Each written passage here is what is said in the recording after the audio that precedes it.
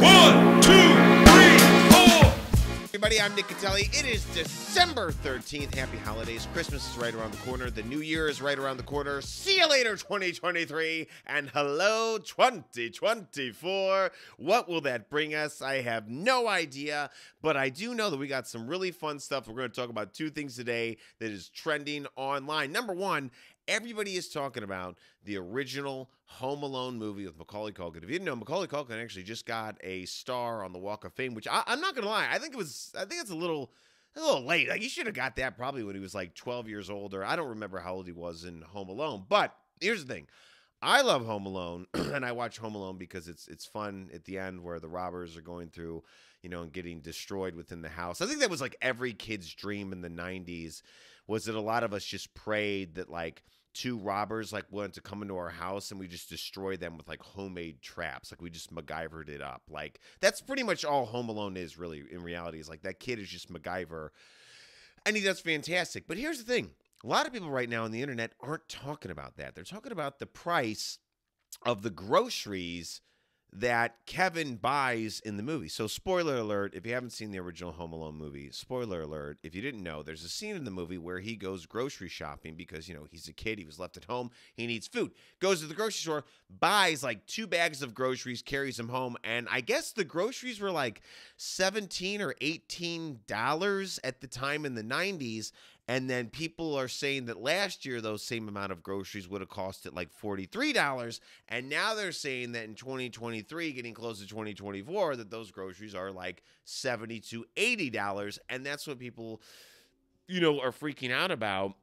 And I guess they don't understand how the economy works and how inflation works. And yeah, we're getting screwed over at the supermarket. Yeah, that's a definite for sure. But I guess the real question to me becomes is like, who's watching Home Alone for like the economic prices of groceries, right? Like, who has the time to just be like, you know what, I liked Home Alone, but I'm gonna go watch and see how much those groceries were? Because like in reality, like you'd really have to like watch a little kid be grocery shopping. Like you have to watch the clip over and over again just to see how much he has in those bags. And I pray to God or science or whatever, that it wasn't like a weird grown man in his basement being like, I have to watch the clip again so I can know all of the groceries that the little boy purchases. Like, I hope it wasn't like that. I hope it was just like maybe a mom who just like got home from the grocery store and Home Alone was just like on the TV. Because, it's Christmas time and Home Alone's playing like pretty much every 5 minutes on TV. And I hope the mom came in and was just like, oh, look, it's Home Alone. Oh, I just bought some groceries. Oh, isn't that a coincidence? I actually just bought the same groceries that a little boy would in the 90s in the Chicago suburbs. How much did he pay? Oh, $18? I paid $160 billion. How convenient. I'm going to put that on the internet. And I hope that that's how it went, right? Because we don't really know the origin story of who had the time in their life to be like, you know what? I got some time. I'm going to go watch Home Alone and just focus on that grocery scene. Get those economics, boom, boom, bop, throw it on the internet. Everybody's going to get upset about it. And it's like, yeah, things were cheap in the 90s. Today, they're really expensive. I don't know what we can do about that. I have no idea. But I guess if at the end of the day, when you really think about it, somewhere in somebody's house is a copy of Home Alone where they have studied a little boy going grocery shopping probably like 20 to 50 to 100 times. And to me, that seems a little borderline weird. Moving on. If you didn't know, on Netflix a couple weeks ago, there was a new show based on the hit South Korean series Squid Games. So, I mean, we all saw Squid Games, the TV show. And I'm not gonna lie, it's a fantastic show. I love Squid Games. I thought it was amazing. I know that the games are deadly, whatever. Spoiler alert, we're talking about Squid Games. So if you haven't seen it, stop this episode right now. Go watch Squid Games. Love the show. Something different. I think that's why it really blew up, is because everything right now is like remakes and reboots and sequels and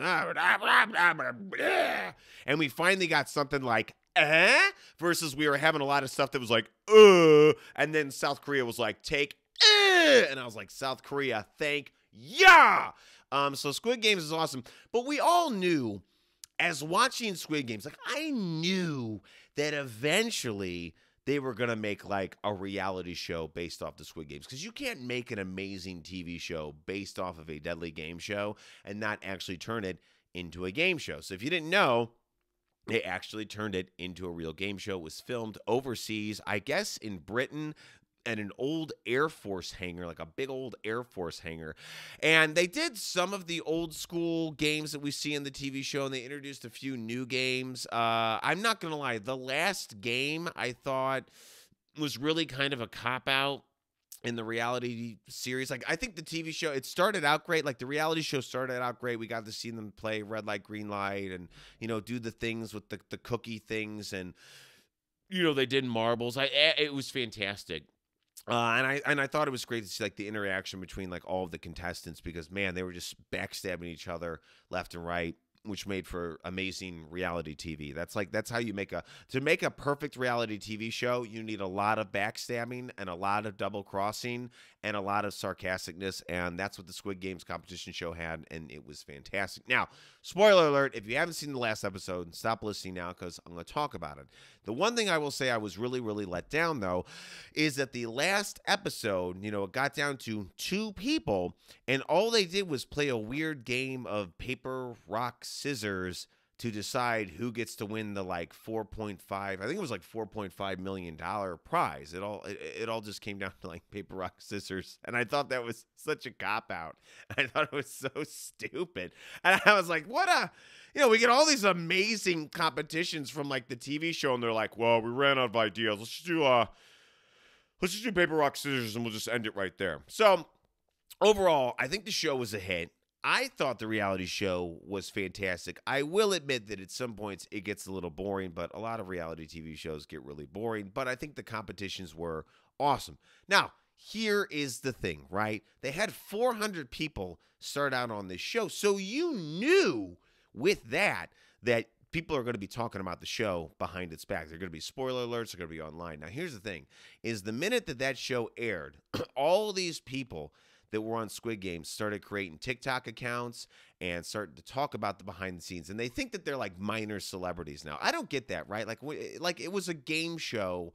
So being on a game show doesn't technically make you a celebrity. But I saw that a lot of these Squid Game contestants are now on Cameo, and I guess you can pay them money to get a shout out video from somebody who lost at a reality TV game show. I don't know. I think that's weird, but that's that's the day and age now. I don't know. You dress up and pretend like you're a Christmas tree in a downtown. You can be famous overnight.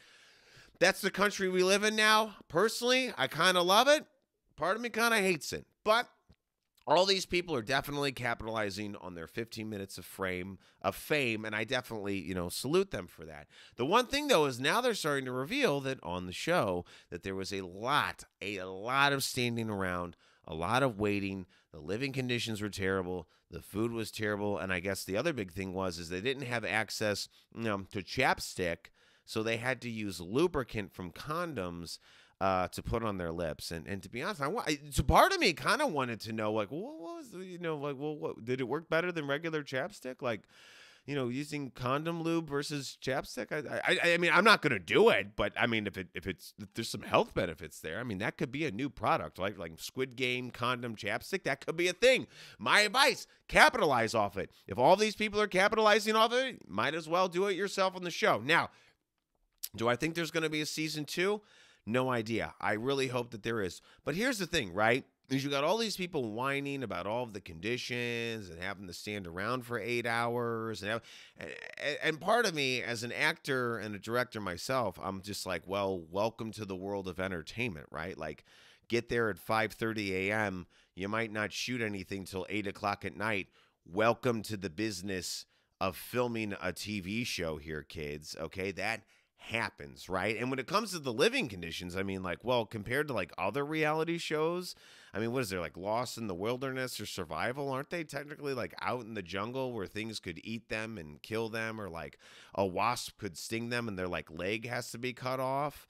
I don't know, being in a big Air Force hangar in Europe, I mean, I would take that any day over like it's survival of the fittest, wildest, where you're like naked in the woods. So to be honest, I feel like a lot of these people are just kind of like whiny babies because they didn't win.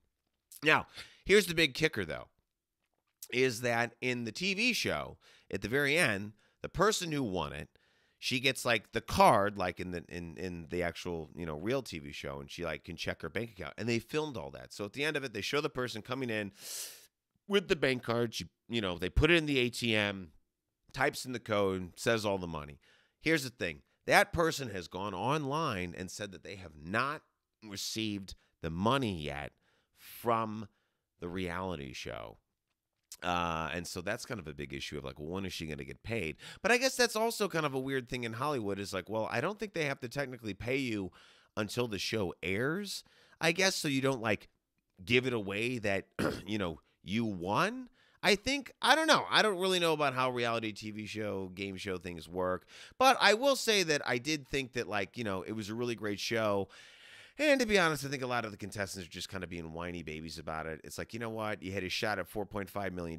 You didn't get it. My advice is capitalize on your 5 minutes of fame as you can. I think the good thing is like, where can these people capitalize off of their 5 minutes of fame? Like Cameo is a good avenue.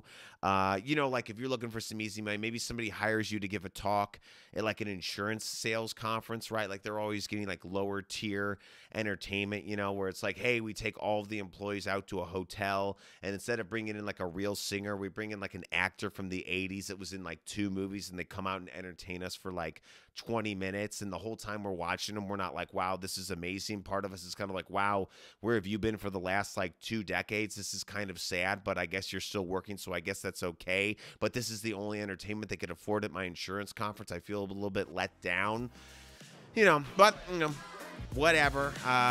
Personal appearances, all of that stuff. But in reality, it was a great show. Check it out. Guys, that is our episode today. Remember to like, follow, subscribe, all those things. If you watch the Squid Game shows, comment below. Let me know how you liked it. And guys, I will talk to you next time.